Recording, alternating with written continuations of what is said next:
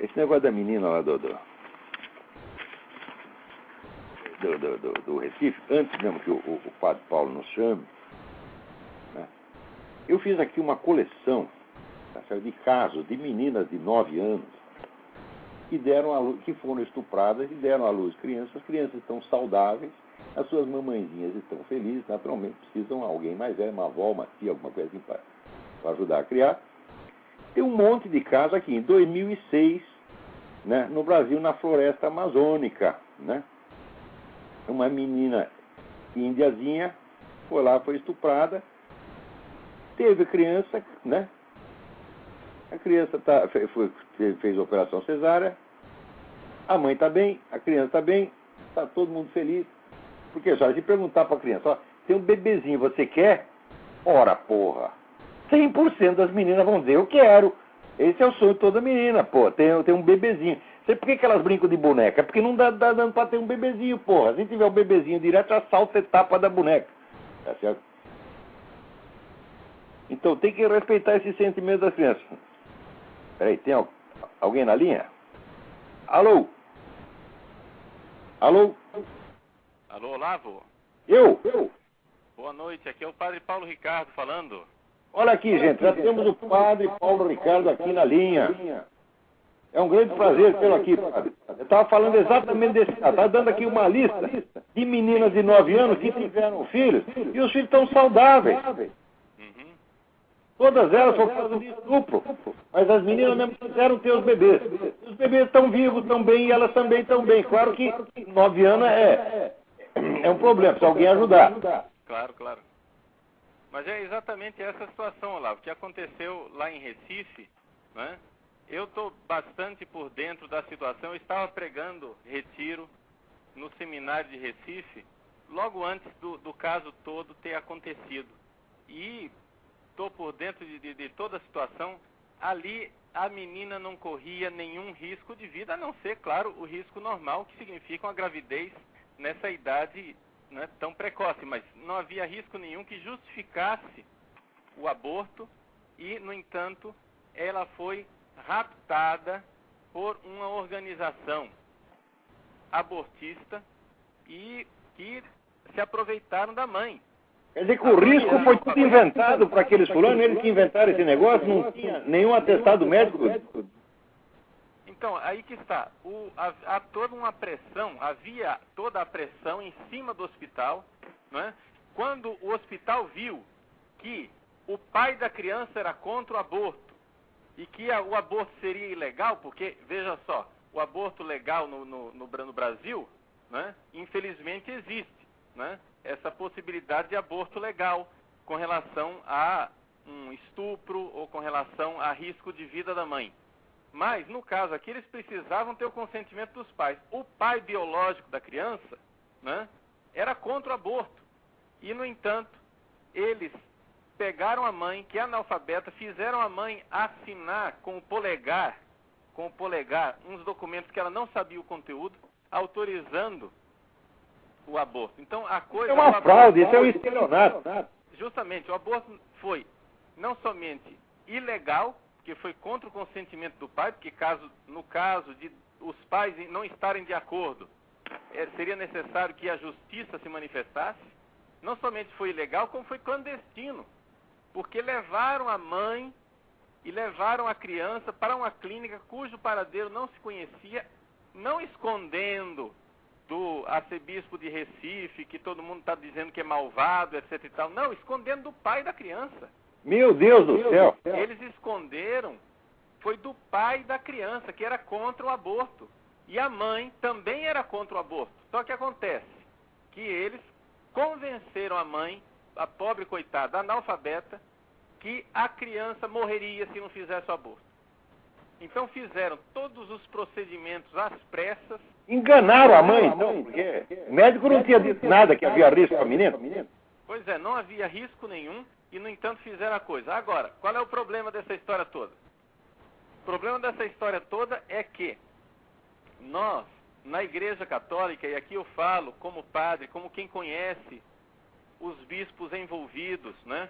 Conheço perfeitamente Dom José Cardoso, que é um homem de Deus, né? Um homem volume realmente que é Padre, um minutinho. Diminua o volume aí do seu computador, porque está dando eco para os outros ouvintes. Sei.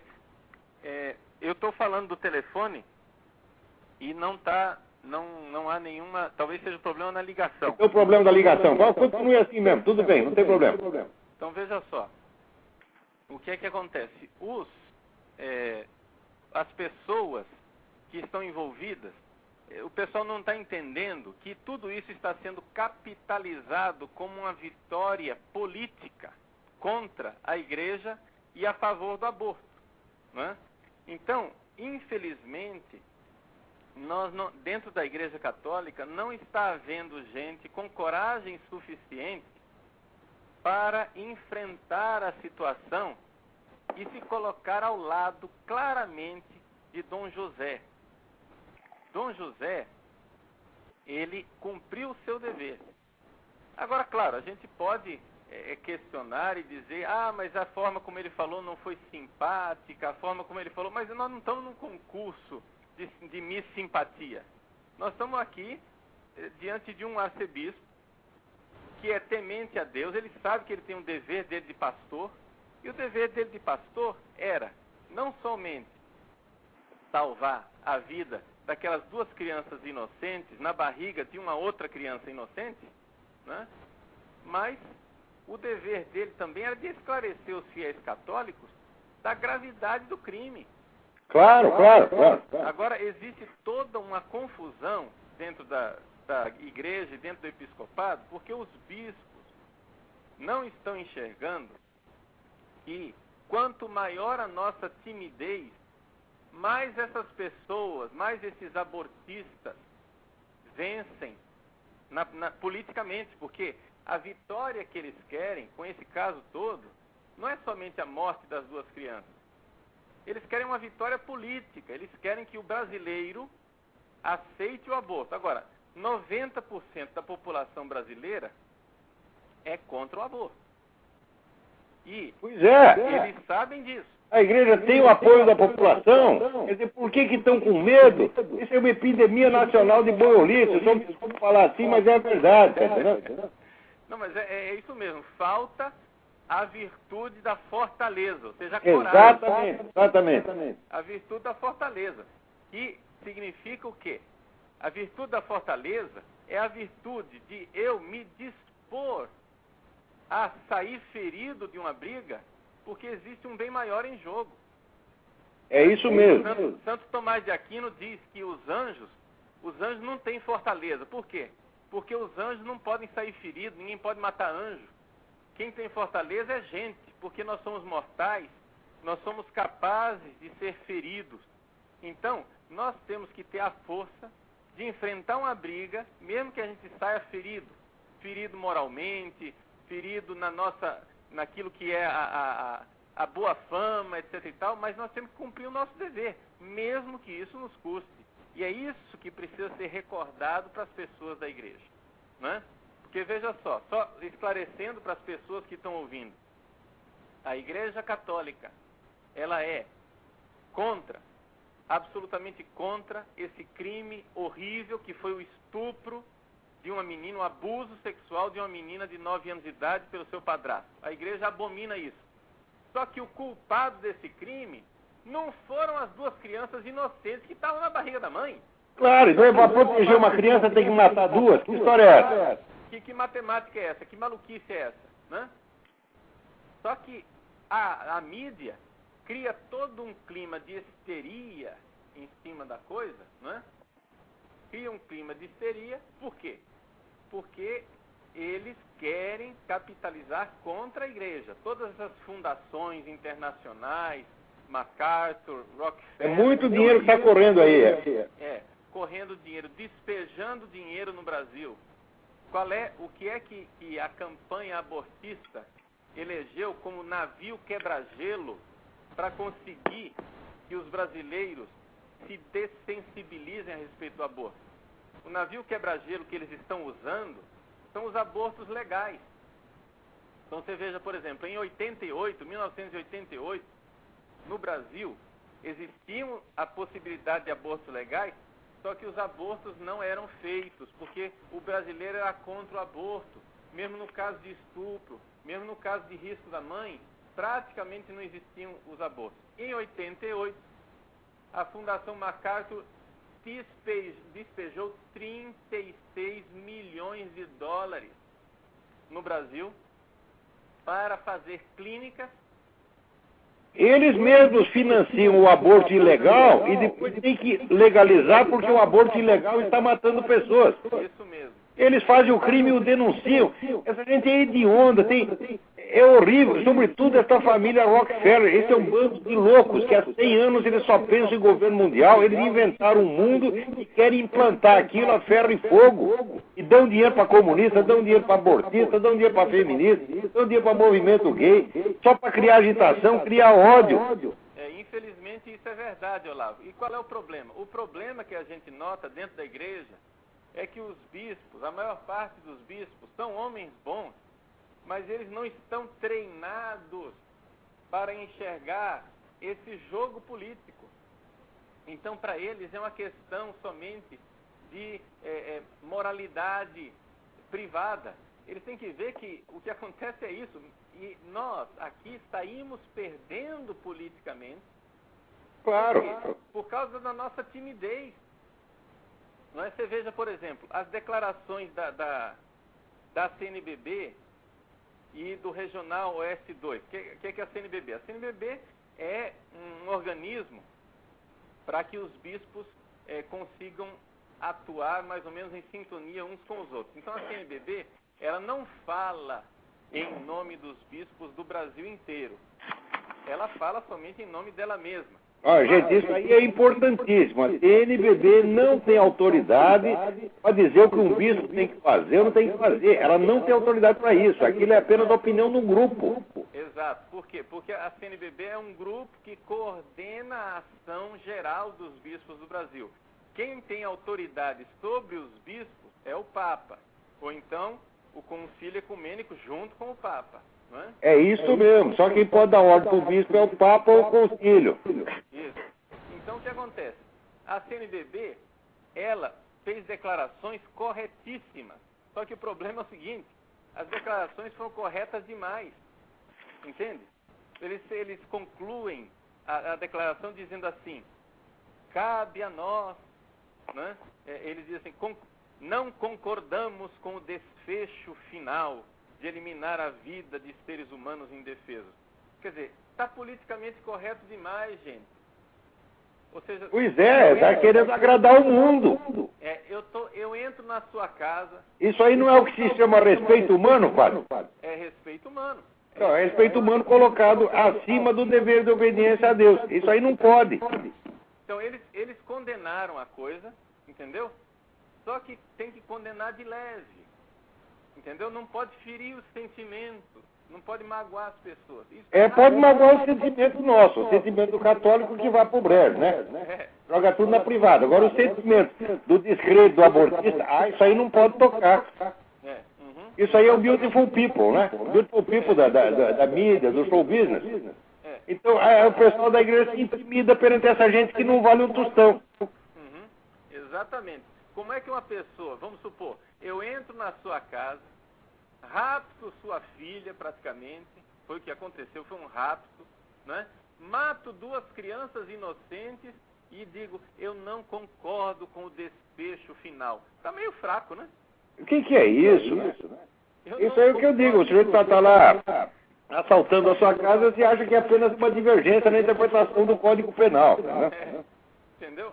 Esse é o problema, está fraco, ou seja, as coisas precisavam ter sido ditas com mais clareza, não é? E aqui precisa falar claramente, nós estamos falando de assassinato, não é? Como é que você diz assim, eliminar vida de seres humanos indefesos? Tudo bem, está certo, está corretíssimo, só que está correto demais, você tem que chamar de assassinos. Claro, assassino é assassino, pô. Assassino é assassino, não pode ter um nome bonito. A gente não pode. Rapaz, me esclarece uma coisa. Eu tinha me dito assim, informado que a mídia deu uma ideia errada para as pessoas de que o Vaticano estava contra o bispo Cardoso. Quando, na realidade, o Vaticano oficialmente o apoiou. Sim, o Vaticano apoiou o Dom José Cardoso, porque o cardeal, né, Giovanni Battista Re, que é o cardeal da congregação para os bispos e responsável pelos bispos no mundo inteiro, no Vaticano, ele fez uma nota oficial e fez várias declarações também para jornais apoiando Dom José Cardoso, que estava corretíssimo. Agora, o que é que aconteceu, Olavo? Aconteceu uma coisa triste no domingo, esse domingo agora, saiu no jornal do Papa, o L'Osservatore Romano, que não é um jornal oficial, mas é um jornal oficioso. Então, mas todo mundo interpreta aquilo como sendo opinião do Papa. Saiu uma coisa triste, que foi um artigo de um bispo, Dom Rino Fisichella, arcebispo Dom Rino Fisichella, que é responsável pelo Conselho da Vida, Defesa da Vida lá no Vaticano. Eu conheço bem o Dom Rino foi meu professor em Roma. Eu estudei teologia na Gregoriana, ele foi meu professor, ele é um homem bom. Mas certamente o Dom Rino Fisichella está equivocado, ou seja, ele andou lendo as coisas pela mídia internacional. Você sabe que mídia não é coisa que se confie, né? E ele fez um artigo defendendo o drama dos médicos, coitadinhos, que tiveram que fazer essa escolha terrível, porque tinha que escolher entre salvar a vida de 2 crianças na barriga da mãe e salvar a vida da mãe. Veja só, o problema é esse, é que essa escolha nunca existiu, esse bispo está enganado. Claro. Ele está equivocado, ele está mal informado. Então, é importante aqui, a Arquidiocese de Olinda e Recife, Dom José, vão esclarecer lá em Roma agora o que é que houve, para dizer aqui, ó, seu bispo, o senhor me desculpe, mas o senhor se informe antes de abrir a boca, né? Porque nós estamos dando um tiro no pé. Esse negócio aqui está errado. Claro. Você não pode dizer um negócio desse, não pode pegar agora e dizer, mas nós temos que respeitar o pobre dos médicos que tiveram um drama de consciência. Não teve drama de consciência nenhum desse povo. E drama de consciência, nem tem consciência, como é que vai ter drama? O pessoal se adora, eles acham que tudo que eles fazem é certo. Eles são impecantes, eles têm um contrato de exclusividade com Deus. Pecadores somos nós, eles não. Então, aconteceu esse negócio que a mãe e a criança foram praticamente levadas às escondidas por um grupo abortista, né? Alegando um risco inexistente. Por causa de um risco que não existia, a mãe ignorante, analfabeta. Agora, todo mundo cai em cima da Igreja Católica, que a Igreja Católica, que o bispo Dom José lembrou uma lei que existe no Código de Direito Canônico, que é o fato de que quem comete aborto, consciente de que está cometendo aborto, está excomungado, né? Claro, está muito certo. Agora, aí o que acontece? Todo o celeuma da mídia é o seguinte, é que aí começaram a perguntar, então, quer dizer que a mãe da criança está excomungada? Aí, o Dom Dimas, da CNBB, esclareceu, não, a mãe não está excomungada, porque a mãe, coitada. A mãe foi enganada. Foi enganada. Aí pronto, aí já alardeia para todo mundo. A CNBB nega que houve excomunhão. Entendeu o negócio? Meu Deus do céu. Má fé. O bispo Dom José Cardoso, ele não citou nominalmente ninguém que estivesse excomungado. Ele disse que está excomungado quem está envolvido. Exatamente. E nessas organizações pró-abortistas, se tiver alguém que ainda se acha católico dentro dela, estão todas excomungadas. Entendeu? Estão todos excomungados. Isso é automático. Por que a igreja faz isso? Porque... E esse pessoal da mídia que está dando reforço aí está excomungado também, porque são cúmplices.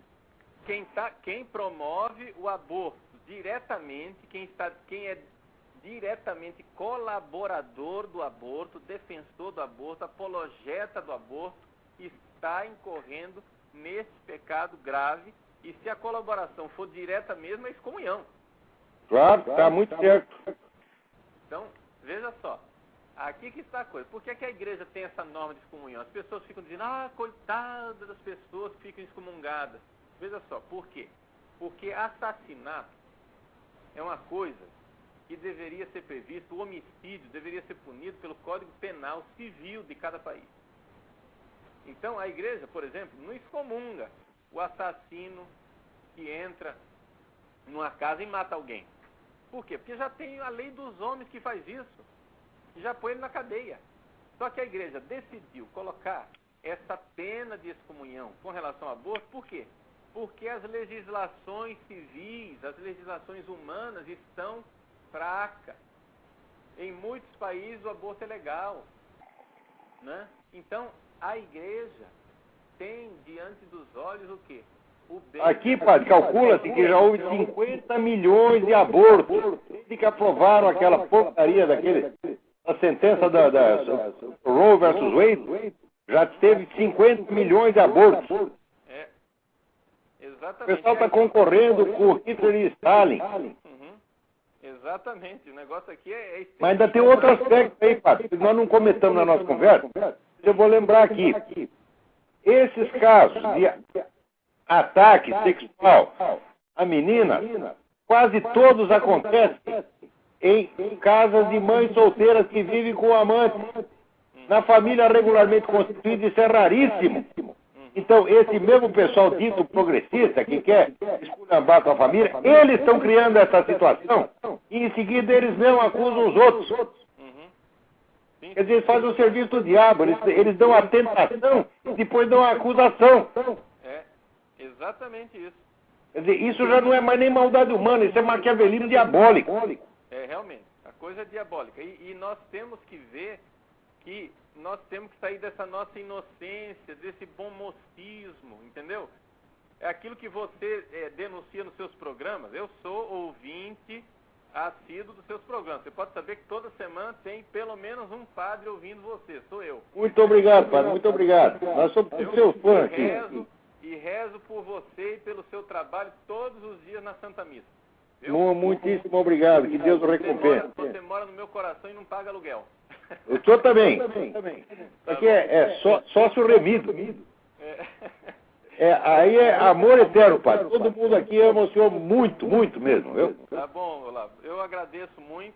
E essa minha participação no seu programa tardia, né? Porque você já me fez propaganda do meu site várias vezes, no seu programa, etc. Eu agradeço muito, mas eu tinha que falar, porque essa questão do aborto aqui, nós católicos temos que abrir os olhos, né?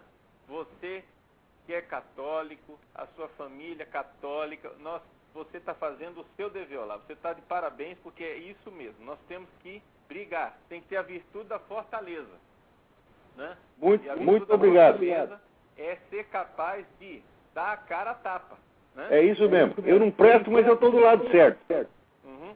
Tem que dar a cara a tapa, isso mesmo. Tem mesmo. Tem que brigar. E você é um bom brigão, um brigão de Deus, viu? É um soldado. Graças a Deus, graças a Deus. Tá? Agora veja só, Olavo, o que eu queria só dizer mais uma coisinha, antes de encerrar minha participação, que eu não quero usar seu programa inteiro. Né? Não, mas é uma grande alegria, uma honra para nós ter o senhor aqui. Viu? Mas que é o seguinte, queria lembrar uma coisa, que o governo, né, e essas fundações internacionais estão usando os abortos legais que estão previstos no Código Penal de forma, numa interpretação laxa, ampla, para aumentar o número de abortos, né? E assim ir desensibilizando o brasileiro. Então o que acontece? Hoje, em todas as grandes capitais, pelo menos, e as cidades maiores, existem vários hospitais credenciados para fazer o aborto. Aborto legal. E o que acontece? Eles não têm muitos escrúpulos, não. Uma pessoa chega lá e diz, olha, eu fui estuprado. Se apresenta a documentação mínima e se faz o aborto legal. Entende? Basta alegar que houve estupro, apresentar lá... Aqui está mais fácil ainda, padre. Aqui chega uma menina de 13 anos lá, chega lá na Planet Parenthood, diz, fui estuprado. Foi estuprado nada, transou com o namorado, né? E daí imediatamente eles fazem o aborto e não querem avisar o pai e a mãe. São milhares de casos que se comprovou que eles esconderam das famílias. E se a gente não cuidar no Brasil, nós vamos terminar desse jeito. Então o importante aqui, né, é nós ficarmos do lado de Dom José Cardoso, que infelizmente existe também toda uma situação interna da igreja, que é o seguinte, o Dom José Cardoso, ele é o sucessor de Dom Helder Câmara, né? É sucessor de Dom Helder Câmara. Dom Helder Câmara, todo mundo sabe que é um medalhão, ele é um ícone da teologia da libertação, né? Agora, não me interessa aqui julgar pessoalmente Dom Helder Câmara enquanto pessoa, né? Me interessa só o seguinte, que ele realmente promoveu a teologia da libertação e deu asa muito marxista dentro da igreja. E isso foi um crime. Esse ato foi errado. Esse ato foi criminoso. Isso é um negócio que não tem cabimento dentro da igreja, né? Isso clama aos céus. Dá cidadania dentro da igreja para marxista. Isso é uma desgraça. Então, o que acontece é o seguinte, Dom José Cardoso, há 20 anos atrás, foi nomeado arcebispo de Olinda e Recife, sucessor de Dom Helder Câmara. E aí, o que é que aconteceu? Tudo quanto é comunista, em Recife e ao redor, todo mundo odeia Dom José Cardoso e está esperando ele ir embora, né? Para ver se bota outro comunista no lugar dele. Justamente. Ele, ano passado, completou 75. E agora, está todo mundo criando esse escarcéu ao redor do nome dele, por duas razões. Primeiro, porque eles querem promover o aborto mesmo. Mas também tem pouca gente dentro da igreja defendendo Dom Cardoso. Por quê? Porque ele não foi sensível à herança bonita, maravilhosa de Dom Helder. Então, existe um ódio. Herança de desgraça. Herança de desgraça. Existe esse ódio contido, né? Não expresso, não dito, contra o Dom José Cardoso. E o pessoal está exultando de alegria que ele agora esteja sendo fritado pela mídia internacional. E é uma espécie de recado. Olha só, o Vaticano, pense bem, Papa Bento XVI. Na hora de nomear o novo arcebispo de Recife, não mande um cara conservador de extrema direita, como Dom José Cardoso. É porque para ele tudo que não é comunista é extrema direita. Exatamente. Existe uma coisa que você faz muito bem dizer no seu programa, Olavo, é exatamente isso, que é dever de todo cristão ser anticomunista. Nós temos que ser anticomunista. Não apenas ser anticomunista no coração, mas lutar mesmo. O 12 dizia, lutar com o sacrifício da própria vida contra o comunismo. Exatamente. E não tem que ficar preocupado com se a gente está queimado na foto, não. Entendeu? A gente tem que dar a vida, como diz Pio XII, então a gente tem que dar também o nome, tem que sair mal falado. Claro, a vida, a honra, o dinheiro, tudo. Tudo. Dá tudo. Por quê? Porque nós temos aí um inimigo enorme que está dentro da igreja, disfarçado, querendo destruir a igreja. Entende? Graças a Deus, existe gente boa dentro da igreja, existem padres e bispos bons, só que acontece o seguinte, ser bonzinho só não adianta, a gente tem que acordar. Os bons têm que mostrar que são bons, odiando o mal e combatendo. É isso mesmo. Não adianta nada essa bondade, né? Não adianta nada essa bondade. Então, a coisa é essa, nós temos que combater mesmo. E essa realidade de combate, né, com relação a esse caso de aborto e todo aborto, eu peço, e tem mais padres ouvindo aí o programa, eu peço a você, padre, pelo amor de Deus, faça homilia, conscientize o povo dessa verdade. É isso mesmo, estou ouvindo aí, gente, é o que você tem de fazer. Isso, conscientize o povo dessa verdade. O crime do estupro que a menina sofreu é um crime enorme, mas o criminoso não são as duas crianças que estão na barriga da mãe. As duas crianças que foram mortas são inocentes. E o que é pior ainda, é que estão capitalizando isso, colocando na igreja uma pecha de igreja medieval, de igreja contrária à tolerância, de igreja intolerante. Para quê? Para conseguir fazer com que as pessoas tenham antipatia à igreja e tenham mais abertura ao aborto. De repente, o Brasil inteiro está aprovando um aborto de duas crianças no 5º mês de gravidez. Isso é um absurdo. Claro, é monstruoso. É monstruoso. Quer dizer, eu fiz a homilia na Catedral de Cuiabá e a homilia foi transmitida pela rádio, né? E eu estou pensando em colocar a homilia à disposição no meu site também, né? Para que as pessoas ouçam. Por quê? O que é que eu falei no homilia? Eu disse assim, ó, gente... Então vão lá no site do Padre Paulo Ricardo e ouçam. não está postado aí. www.padrepauloricardo.org. Isso, obrigado. Então, o que acontece? Eu vou colocar essa homilia agora, essa semana, né? Por quê? Porque eu coloquei lá, gente, eu disse, eu estou envergonhado de ser brasileiro. Estou envergonhado de ser brasileiro, que um país inteiro assista o assassinato de 2 crianças e todo mundo fica com raiva da igreja medieval, né? Pois nós vamos continuar. Olha, estou junto com o Dom José Cardoso, nós podemos ser xingados quanto for, pode xingar, nós vamos continuar recebendo os xingamentos e defendendo os filhos de vocês. Esses xingamentos muitos nos honram. Isso. Eu tenho aqui uma galeria de xingamentos pendurada na parede. É isso mesmo, Olavo. Então veja só, essa é uma coisa importante, que a gente entenda que com relação a isso não tem negociação. Não tem mesmo. Não tem negociação. Nós estamos falando de uma coisa um crime que clama aos céus e não tem essa coisa de passar a mãozinha na cabeça.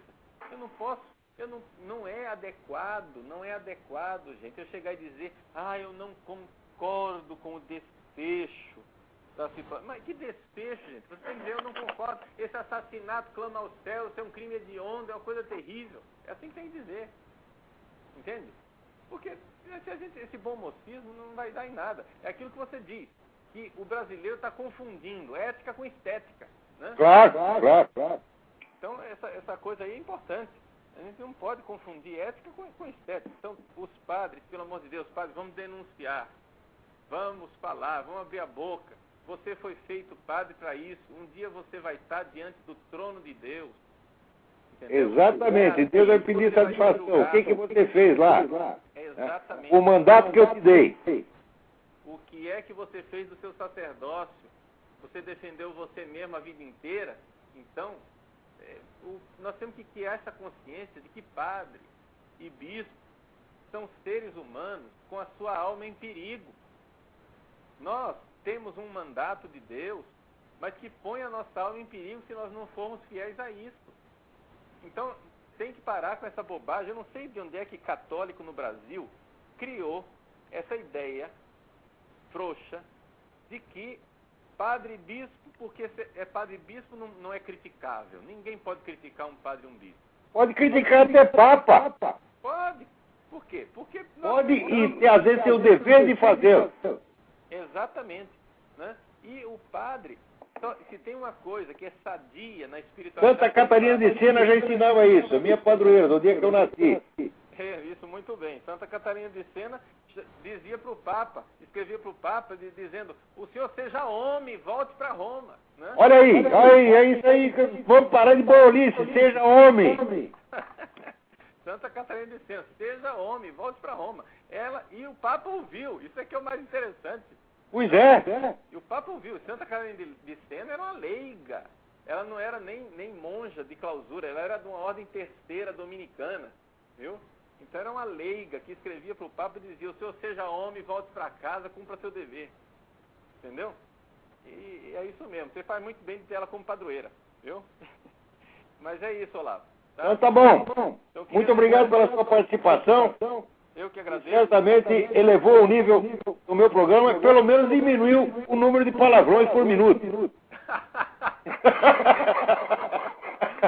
Tá bom, Deus abençoe você e abençoe seus ouvintes, viu? Ao senhor também, muito obrigado.